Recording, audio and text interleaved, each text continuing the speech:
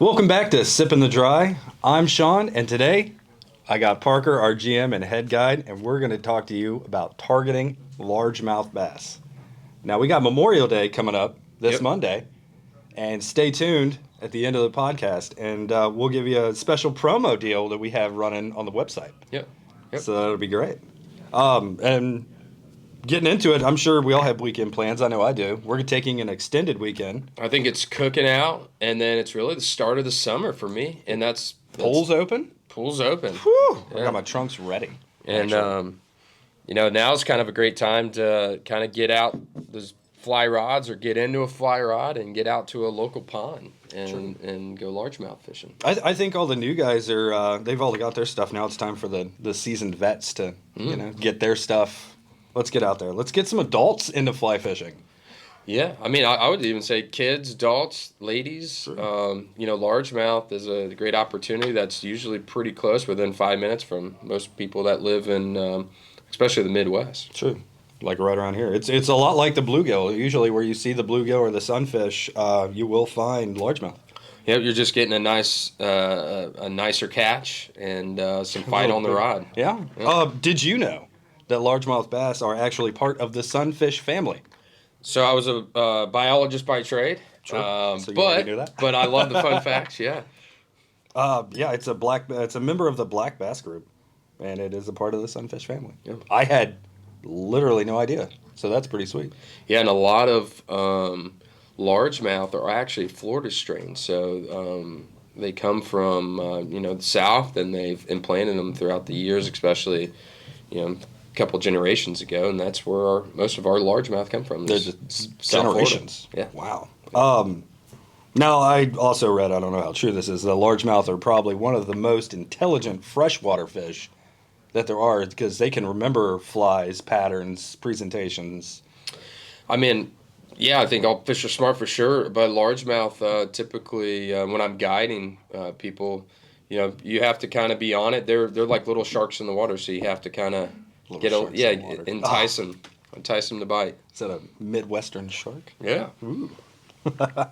All right. You don't need to be an expert to target largemouth, man. Not at all. You really don't. I mean, heck, even I know what to go for. What would you go for? Because I mean, when you're guiding, you guide people for largemouth, or is that normally? Yeah, I mean, a lot of people that come into the shop, the first question is where do I fly fish? And really the honest and easy example is, do you have a local pond? The answer is usually yes.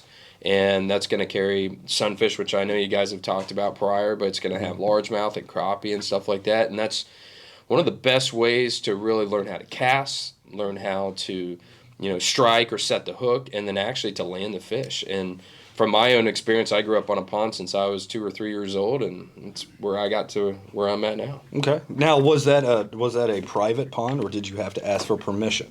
Well, it was a private pond that I lived on, but certainly throughout the years growing up, we were trying to get around some other ponds. A lot of areas around us, which hopefully people have as well, as some park districts and stuff like that they can go to. Sure. So stick to the public waters then. Is that kind of your? Yeah, or ask knock on a door. There's still people that allow you to fish, but they want the courtesy knock and explanation of why you're on their land, but what you're doing. Yeah, but most of the time, what you'll find is these irrigation ponds where you're trying to get the runoff from the city or the suburb or the residential area, and they're it's just these irrigation ponds that actually do really well for largemouth and sunfish. Nice. All right, so ask for permission. You heard it here, folks. Ask for permission. Do you have? I mean, because I know that largemouth fishing at ponds like sunfish is really good for adults, like I said, but it can't get that to set. Whatever. It's good for older, aging anglers. Is that an easy way? Seasoned veterans to get into the art of fly fishing, and yeah, and I would even say it mimics kids as well. Basically you want to have the opportunity that it's pretty accessible, for older people, especially for kids too. Taking young kids down. Yeah. Not a lot of hazards. A lot of ponds are pretty shallow. Yep. But it also is the ability to catch fish. I mean, I think that's where people, that come in the shop and want to get guided or having issues catching the fish. Actually And finding and catching fish. And largemouth and sunfish are a great way to kind of get that hook, and get hooked into fly fishing. Absolutely. And with Memorial Day here and then Father's Day literally right around the corner, this is good for, let's get out of the house. Let's, take the kids. Let's take Dad. Maybe Dad can take us fishing, know. And we do have a special Father's Day edition coming up soon for that. So be on the lookout for that if you haven't liked and subscribed and hit the notification bells or, all that. I'm sure you all know. Let's get into rods first, because that's usually the easiest place to start. Where would you start with a rod? Yeah, so I think if you're new to the sport, you don't need to go crazy. The sport has evolved over time in terms of price, coming from more of an elitist sort of sport when I was a little kid. Now, we're really trying to focus on evolving the sport and getting people into the sport to keep the sport going. So, buy these outfits, $150, $200 gets you rod, reel, and line, everything except flies to get started. But we have some prepackaged outfits on the website that include flies and leaders. So, it's an investment, but it's a small investment, especially to get you outside and get you, fishing in nature. Breathing some fresh air. Yeah. Now you go from beginners kits and stuff like that to, you could get more specific. Like one of the rods that I specifically use is a Loomis IMAX Pro. It's a 7-weight one-piece. It feels great on largemouth. It's able to kind of throw over larger flies. It has nice bend when you hook up with a pound or two largemouth, and it's a really great rod. So manufacturers are going to kind of build certain rods once you get over that $300 mark to really kind of give you that all action that you're looking for. True, and you mentioned a one-piece. Now, one-piece versus two-piece versus four-piece. Debates out there. They're just, just different feeling rods. One piece typically is going to have a little bit more all-around feel to the rod because it's one piece. But they build four pieces so good nowadays. It's probably very... Really can't tell. Yeah. True. All right. Reels. Does the reel matter at all? Does it matter more than the rod? That's a good question. For largemouth, in my experience, is, they're not going to run on you. They're going to fight you pretty hard, maybe pull out a little line here and there, but they're not going to get you on your backing or any of that. So really the old way of saying is, the fly reel at this point for largemouth or sunfish may just be a line holder, and so you don't need to, again, go crazy on, purchasing a reel. The $75, $100 reels are great. This is going to be just They fine. have a little drag on them in case sometimes you catch a catfish. You want to hold on to the catfish. But, typically largemouth are 23 or 20, 30 feet out. You're fighting them about there, bringing them into the, So just a regular reel and then maybe a gold line or, just a really basic standard floating line. Yeah, and I would always contact pro staff, and just ask them, what kind of rod you got. Because nowadays lines are really made towards rods. And so, our staff kind of knows each rod and we know the lines that can match the rods better. So just call us up if you have any questions. Absolutely. Or come in and see us. Yeah, we'll be that's more than even happy better. That's even better. pair you up line and rod, and we'll get you out there casting. I know that like the water temperature needs to be between 55 and 75 for them to start really feeding. Yeah, so we don't really in Ohio we don't really have ice out, but they're you're talking Michigan does, Wisconsin, Minnesota. A lot of these places do have ice out, and typically once that water gets up to 55, they start to get in spawn mode. Some will say they actually spawn, and then after that, these fish are cold blooded. So bass typically, largemouth especially, love warmer water. It actually gets their metabolism cranking, so the hotter the better sometimes. They need to eat more. They need to eat more. If their metabolism's cranking, you gotta put the calories in. Nice. Yeah, it makes the metabolism kick in. All right, flies. What time of days for what flies? Yeah, so it's Memorial Day like we were talking about. So we're on, I would say, almost more sunlight than darkness right now. So typically, largemouth are going to be ambush predators. So they're going to hover really hard around structure. Docks. They're going to hold tight. Rock, riprap, vegetation, that sort of thing. And fishing in the morning and fishing in the evening is going to be probably your best. When the sunlight gets up, it gets in their eyes, and the largemouth really don't like sunlight in their eyes all too much.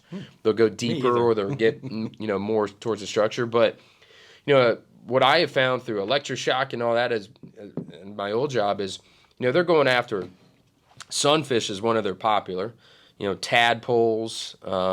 They get into crawfish. Mice? Mice, absolutely. Yep. So, we have a selection of flies, as you can kind of see here, but, we have a full box of flies that are going to mimic, a lot of our pond species that they're targeting. And, one of my favorites is really popper fishing, acting like a tadpole or something, on top. Where, I love topwater fishing just all around. And I think that gets kids, adults, it gets everybody excited to go, fishing in general. But then once you see it on the fly rod, hook land, feel it, the line in your hand and the fish pulling. Yeah. It's a whole new experience. Yep, absolutely. Yeah, that's so good.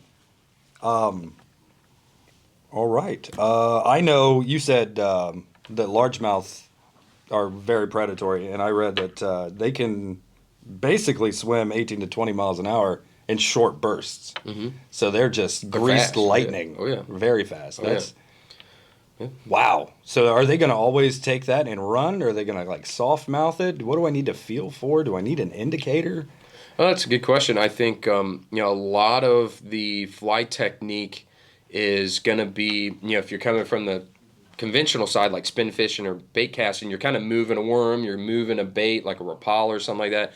You're going to be moving the fly a little bit. Okay. You can certainly indicator fish if you want. That's kind of prone maybe to sunfish fishing. Bass, like being little sharks, they kind of want that movement or vibration. They're very curious, so they want to know what that is, and then usually it's a reaction bite on that.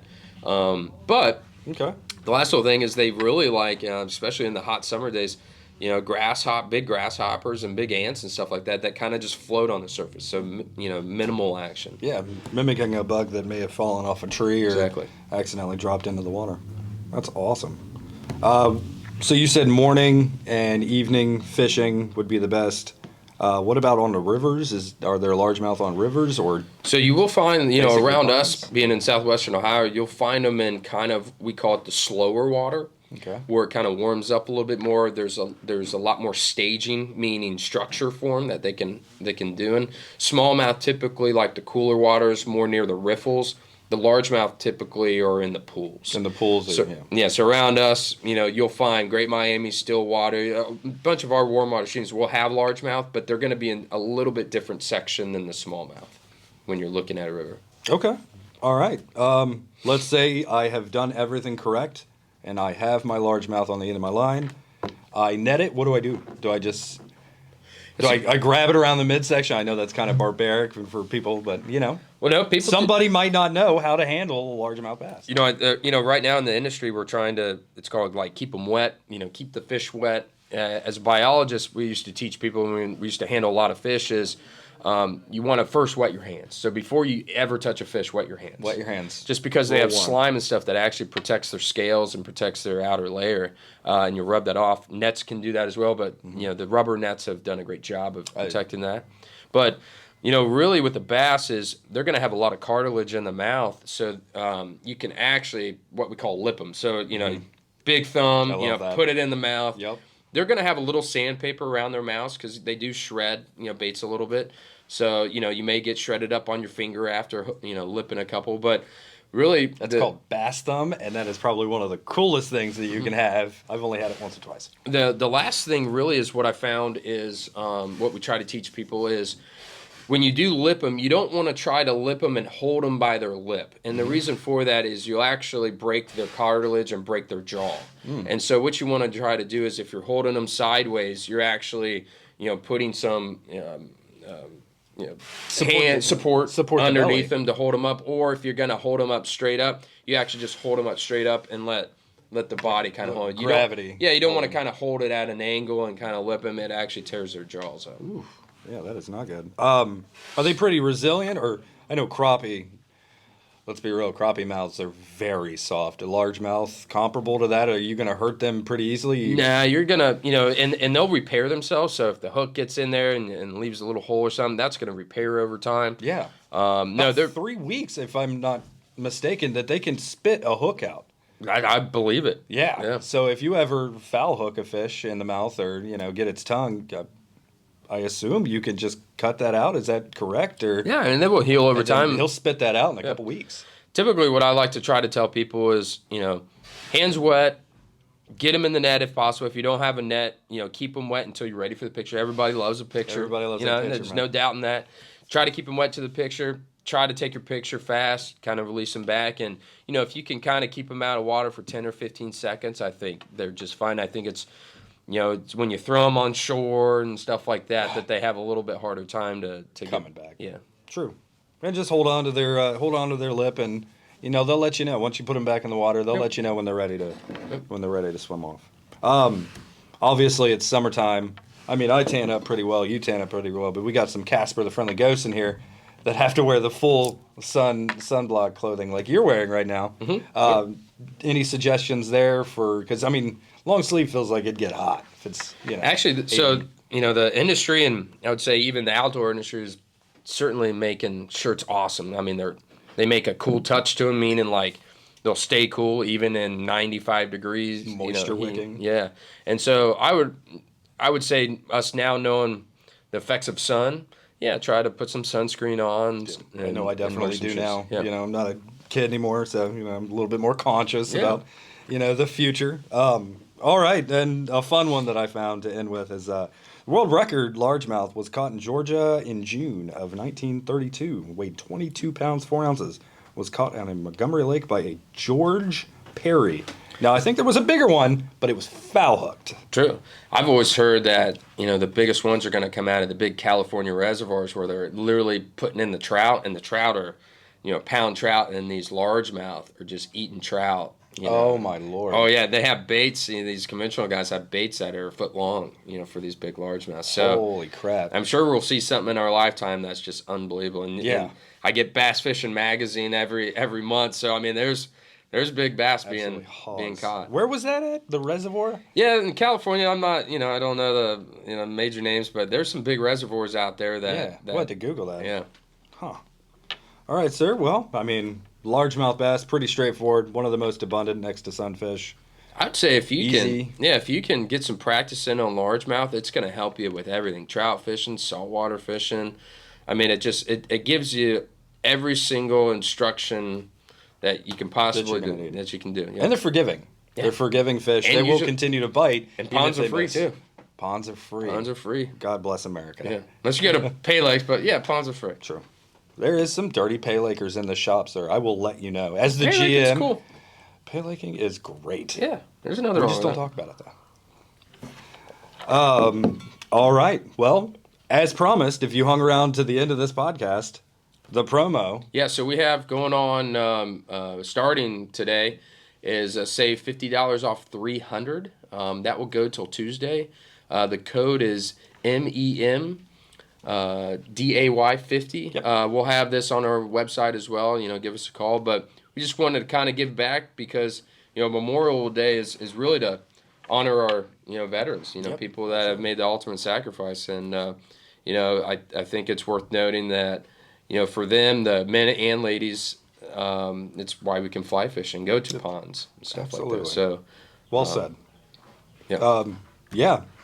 MEM Day 50 at checkout. If you're not a member of our Real Cash program, then you are seriously missing out on a lot of potential savings and specials that we run on and off all year long.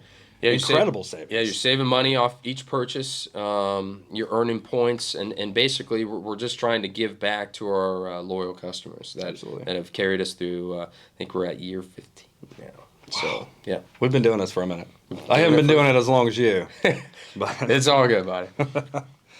All right. Well, as always, if you haven't liked our podcast, I hope you do. But you don't have to like it, I guess. I like what you guys are doing. I love doing this. Yeah. This is so much fun for me. Yeah, this is great. Every day getting together with different guys in the shop and just talking fishing.